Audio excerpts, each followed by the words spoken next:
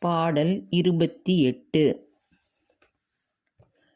கறவைகள் பின் சென்று கானம் சேர்ந்துண்போம், அறிவொன்றும் இல்லாத ஆய்க்குலத்து.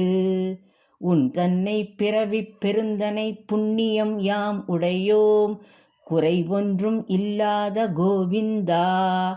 உன் தன்னோடு உறவேல் நமக்கிங்கொழிக்க ஒழியாது, அறியாத பிள்ளைகளும் அன்பினால் ஒன்றன்னை சிறுபேர் அழைத்தனவும் சீறி அருளாதே. இறைவா நீ தாராய் பறையேலோர் எம்பாவாய்.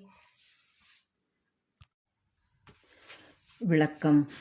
பசுக்களின் பின்னே சென்று காட்டினை அடைந்து அங்கே உண்போம். அழிவில்லாத ஆயர்குலத்தில் உன்னை பெறுவதற்கு நாங்கள் எத்தகைய புண்ணியம் செய்திருக்க வேண்டும்? குறை ஒன்றும் இல்லாத கோவிந்தா, உனக்கும் எங்களுக்கும் இடையே உள்ள உறவை யாராலும் அழிக்க முடியாது. அறியாத பிள்ளைகளாகிய நாங்கள் அன்பினால் உன்னை சிறிய பெயர் சொல்லி அழைத்ததற்காக எங்கள் மேல் கோபம் கொள்ளாதே.